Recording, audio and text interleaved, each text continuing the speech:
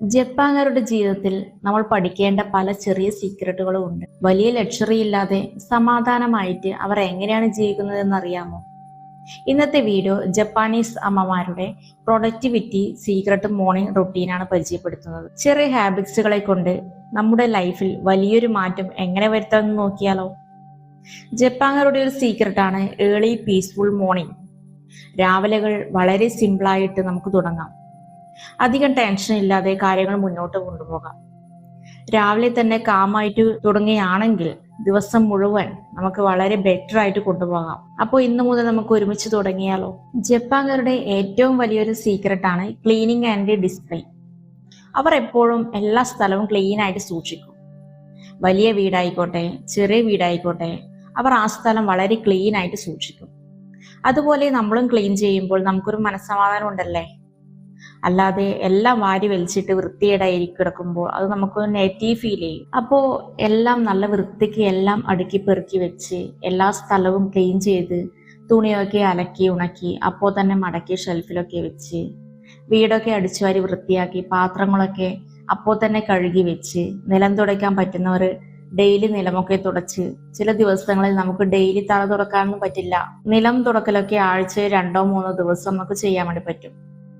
അങ്ങനെയൊക്കെ ചെയ്യുമ്പോൾ നമുക്ക് മനസ്സിന് വലിയൊരു സമാധാനം കിട്ടുകയാണ്. എല്ലാം നല്ല ക്ലീൻ ആയിട്ട് കിടക്കുമ്പോൾ വളരെ പോസിറ്റീവായിട്ട് നമുക്ക് ഫീൽ ചെയ്യും. അങ്ങനെ ചെയ്യുമ്പോൾ തന്നെ നമുക്ക് പകുതി സമാധാനമാണ് അല്ലേ?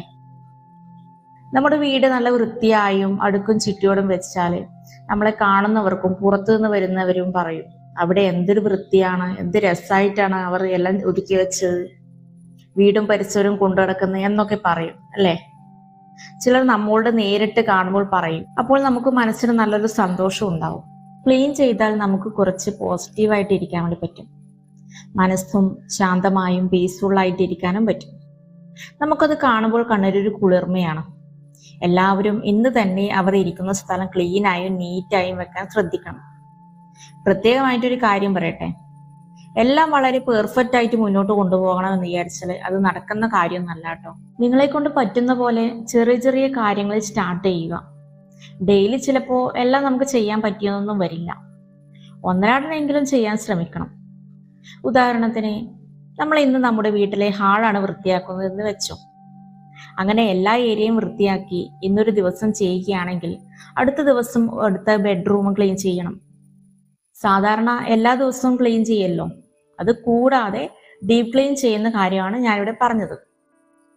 നമുക്ക് ചെറിയ ചെറിയ കാര്യങ്ങളിൽ തുടങ്ങിയാൽ മതി. അത് പിന്നെ കണ്ടിന്യൂ ആയിട്ട് അങ്ങനെ പോയാൽ മതി. ആദ്യത്തെ ദിവസം ചെയ്യുമ്പോൾ നമുക്ക് കുറച്ച് സമയം എടുക്കും, ക്ഷീണവും തോന്നും, ചിലപ്പോൾ മടുപ്പ് വരെ തോന്നിയേക്കാം. ചിലപ്പോൾ 10 മിനിറ്റ് കൊണ്ട് ക്ലീൻ ചെയ്യേണ്ട സ്ഥലത്ത് 1 മണിക്കൂറൊക്കെ എടുത്തു എന്നും വരും. ക്ലീൻ ചെയ്യാൻ വേണ്ടി അത് നമ്മൾ ഡെയിലി ചെയ്തു തുടങ്ങിയ ശീലമായ പിന്നെ അല്ലെങ്കിൽ ഒന്നരാടനൊക്കെ ചെയ്ത് കഴിഞ്ഞാൽ പൊടിയൊക്കെ കുറവായിരിക്കും. ജോലികൾ പെട്ടെന്ന് തീർക്കാനും നമുക്ക് കുറേ സമയം ലാഭിക്കാനും കഴിയും.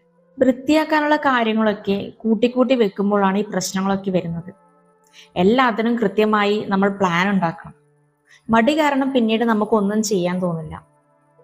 അങ്ങനെ ഇല്ലാതെ ഇരിക്കാനാണ് ഒന്നരാടനെങ്കിലും വൃത്തിയാക്കി വെക്കണമെന്ന് പറയുന്നത്. അങ്ങനെ ചെയ്യുമ്പോൾ 1 മണിക്കൂർ കൊണ്ട് ചെയ്യേണ്ടത് ഒരു 15 മിനിറ്റ് ഒക്കെ കൊണ്ട് നമുക്ക് ചെയ്തു തീർക്കാൻ വേണ്ടി പറ്റും. ജപ്പാൻകാരുടെ 3ാമത്തെ സീക്രട്ടാണ് minimal food and healthy life.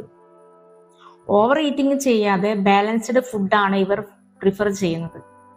എന്ന് വെച്ചാൽ ഇഷ്ടമുള്ള ഫുഡെല്ലാം വാരി വലിച്ച് തിന്നാതെ ബാലൻസ്ഡ് ആയിട്ട് കൊണ്ടുപോകാൻ ഇവർ ശ്രദ്ധിക്കും. എല്ലാവരും വീട്ടിൽ നിന്ന് തന്നെ കുക്ക് ചെയ്ത് ഭക്ഷണം കഴിക്കാൻ വേണ്ടി പ്രത്യേകം ശ്രദ്ധിക്കണം. ഇന്നത്തെ കാലത്ത് എല്ലാവരും ജോലിയുള്ളവരായിരിക്കും. മക്കളെ സ്കൂളിൽ വിടേണ്ട തിരക്ക്, ചിലപ്പോൾ സമയം കിട്ടാതെയൊക്കെ വരാം. അങ്ങനെയുള്ള ദിവസങ്ങളിൽ നമ്മൾ ചിലപ്പോൾ പുറത്തു നിന്ന് ഫുഡൊക്കെ കഴിക്കേണ്ട സാഹചര്യം വന്നേക്കും. അപ്പോൾ നമ്മൾ പരമാവധി പുറത്തുനിന്നുള്ള ഫുഡ് ജസ്റ്റ് സ്റ്റോപ്പ് ചെയ്യാനെങ്കിലും ശ്രമിക്കണം. അങ്ങനെയുള്ള ഹാബിറ്റ് ഉള്ളവർക്ക് പെട്ടെന്നൊന്നും നമ്മുടെ ഈ രീതിയിലേക്ക് ചിന്തിക്കാൻ വേണ്ടി പറ്റണം അങ്ങനെയൊന്നും വരില്ല. പക്ഷെ ആഴ്ചയിൽ 3 ദിവസം പുറത്തു നിന്ന് കഴിക്കുന്നവരാണെങ്കിൽ ഒരു 2 ദിവസമായിട്ട് കുറക്കാൻ വേണ്ടിയൊന്നും പറ്റില്ലേ? അങ്ങനെ അത് കുറച്ച് കുറച്ച് കൊണ്ടുവന്നിട്ട് മാസത്തിൽ 1 പ്രാവശ്യമോ 2 പ്രാവശ്യമോ ഒക്കെ പുറത്തുനിന്ന് ഫുഡ് കഴിക്കുന്ന രീതിയിലാക്കുക. അപ്പോൾ ബാക്കിയുള്ള ദിവസങ്ങളിൽ സ്വന്തമായിട്ട് കുക്ക് ചെയ്ത് കഴിക്കുമ്പോൾ എന്തൊക്കെ ഫുഡ് നമ്മൾ കഴിക്കണം, കഴിക്കേണ്ട, ഹെൽത്തിന് ആവശ്യമായത് എന്താണ്, ഏതാണ് വേണ്ടത്, അങ്ങനെയൊക്കെ നമുക്ക് ശ്രദ്ധിക്കാൻ വേണ്ടി പറ്റും. നമ്മളെല്ലാം പെട്ടെന്ന് ഒറ്റയടിക്ക് മാറ്റാൻ വേണ്ടി ശ്രമിക്കരുത്. ഇതുപോലെ ചെറിയ ചെറിയ ബാഡ് ഹാബിറ്റ്സ് ഉണ്ടെങ്കിൽ പതിയെ പതിയെ മാറ്റിയെടുക്കുക. നാളെ തന്നെ എല്ലാം ഒറ്റയടിക്ക് മാറ്റം കൊണ്ടുവരണം എന്ന് ചിന്തിച്ചു കഴിഞ്ഞാൽ 2-3 ദിവസം, അതിൻ്റെ അപ്പുറത്തേക്ക് അത് നീണ്ടുപോകില്ല. നിങ്ങളിത് ചെറിയ ചെറിയ ഹാബിറ്റുകളാക്കി നിങ്ങളുടെ ലൈഫിൽ കൊണ്ടുവരണം. എല്ലാ കാര്യങ്ങളും ഒരുമിച്ച് കൊണ്ടുവരാതെ ചെറിയ കാര്യങ്ങളിൽ നിന്ന് ചെയ്തു തുടങ്ങണം. അതിൽ എന്തെങ്കിലും മാറ്റം വന്നു എന്ന് തോന്നിക്കഴിഞ്ഞാൽ അടുത്ത കാര്യം ചെയ്യണം. അപ്പോഴാണ് നമ്മുടെ ലൈഫിൽ വലിയൊരു മാറ്റം കൊണ്ടുവരാൻ പറ്റുന്നത്. നമ്മുടെ ഹെൽത്തി ലൈഫ് എന്ന് പറയുന്നത് ചെറിയ ചെറിയ കാര്യങ്ങൾ ചെയ്ത് മാറ്റിയെടുക്കാൻ കഴിയുന്ന വലിയൊരു കാര്യമാണ്. എല്ലാവരും ശ്രദ്ധിക്കേണ്ട ഒരു കാര്യമാണിത്. അടുത്ത പോയിന്റാണ് time with kid and family. എന്ന് വെച്ചാൽ ഈ ജപ്പാൻകാർ എത്ര തിരക്കാണെങ്കിലും അവർ അവരുടെ ഫാമിലിയോട് കൂടിയിരിക്കാനുള്ളൊരു സമയം അവർ കണ്ടുപിടിക്കും. നിങ്ങളൊന്ന് ചിന്തിച്ചു നോക്കിയേ, നമ്മളെല്ലാവരും അങ്ങനെ ചെയ്യാറുണ്ടോ? ക്ലാസ്സിലൊക്കെ പോയി വന്ന് കുട്ടികൾ നിങ്ങളുടെ അടുത്ത് സംസാരിക്കുമ്പോൾ അവർ പറയുന്ന എല്ലാ കാര്യങ്ങളും നിങ്ങൾ ഫുള്ളായിട്ട് കേൾക്കാൻ നിൽക്കാറുണ്ടോ? അതിന് തിരിച്ച് മറുപടി നിങ്ങൾ പറയാറുണ്ടോ? അല്ലെങ്കിൽ ഹസ്ബൻഡ് നിങ്ങളോട് സംസാരിക്കാറുണ്ടോ? നിങ്ങൾ ഹസ്ബൻഡിനോട് സംസാരിക്കാറുണ്ടോ? നിങ്ങൾ എല്ലാവരും കൂടിയുള്ള ഒരു ഫാമിലി ടൈം നിങ്ങൾ കണ്ടെത്താറുണ്ടോ? ഒരു ദിവസത്തിൽ എത്ര സമയം അങ്ങനെ നിങ്ങൾ ചെലവഴിക്കാറുണ്ട്? ഒന്ന് കമൻറ്റ് ചെയ്യാമോ? ശരിക്കും ഇത് വളരെ ഇമ്പോർട്ടൻ്റ് ആയിട്ടുള്ള കാര്യമാണ്.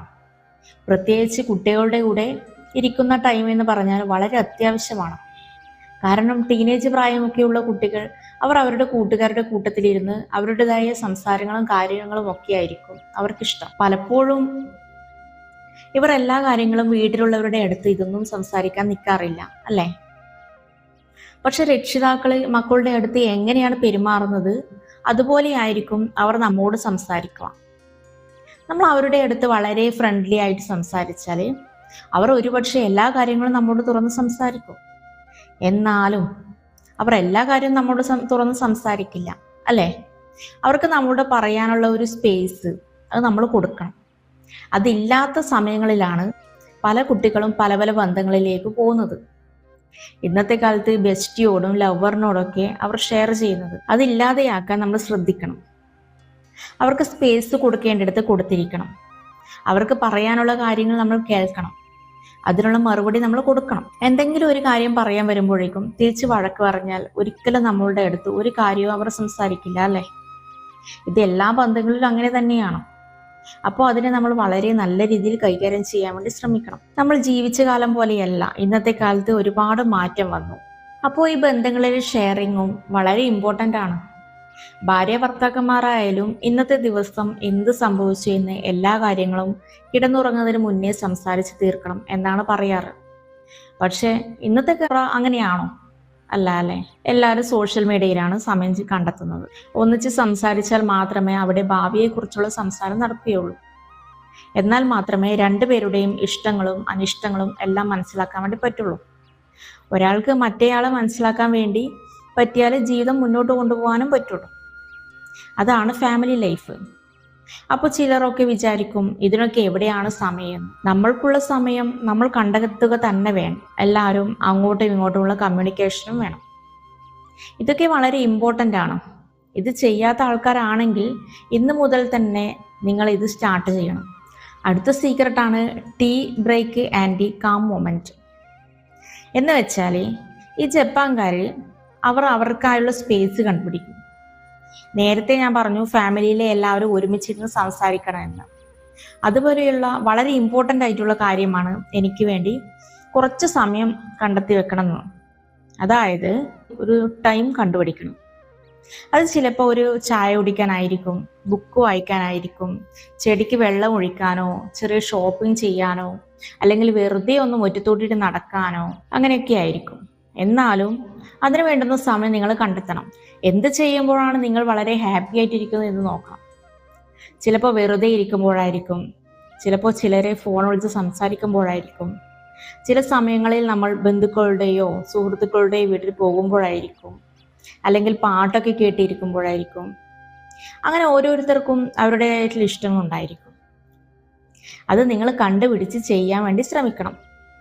സെൽഫ് ലവ് എന്ന് പറയുന്നത് ജീവിതത്തിൽ വളരെ ഇമ്പോർട്ടൻ്റ് ആണ്. സ്വയം നമ്മൾ സ്നേഹിക്കാൻ പഠിച്ചാൽ ആണ് മറ്റുള്ളവരെയും കൂടി നമുക്ക് സ്നേഹിക്കാൻ വേണ്ടി പറ്റുള്ളൂ. ലൈഫിനെ പെർഫെക്റ്റ് ആയിട്ട് വെക്കാൻ വേണ്ടി ശ്രദ്ധിക്കേണ്ട, ലൈഫിനെ നമുക്ക് പീസ്ഫുള്ളായി ആക്കാനായിട്ട് ശ്രമിക്കാം. അതാണ് എപ്പോഴും നമുക്ക് വേണ്ടത്.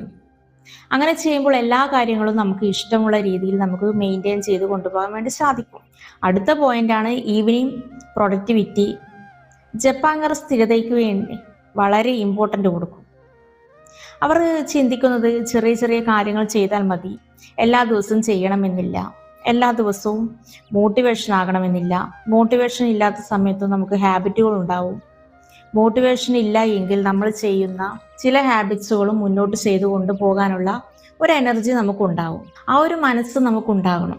നമ്മൾ എന്തൊക്കെ കാര്യങ്ങൾ ചെയ്യണം എന്നത് ഒരു ടു ഡു ലിസ്റ്റ് ഉണ്ടാക്കി ഓരോ പോയിന്റും എഴുതി വെക്കുക.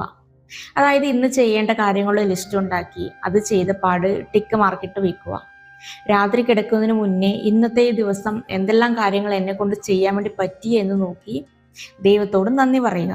അപ്പോൾ ഇന്നത്തെ വീഡിയോ ഇഷ്ടപ്പെട്ടാൽ ലൈക്ക് ചെയ്യുക, ഷെയർ ചെയ്യുക, നിങ്ങളുടെ അഭിപ്രായങ്ങൾ കമൻറ്റ് ചെയ്യണം. കൂടാതെ എൻ്റെ ഈ ചാനലൊന്ന് സബ്സ്ക്രൈബ് ചെയ്യുക, ഹൈപ്പ് ചെയ്യുക.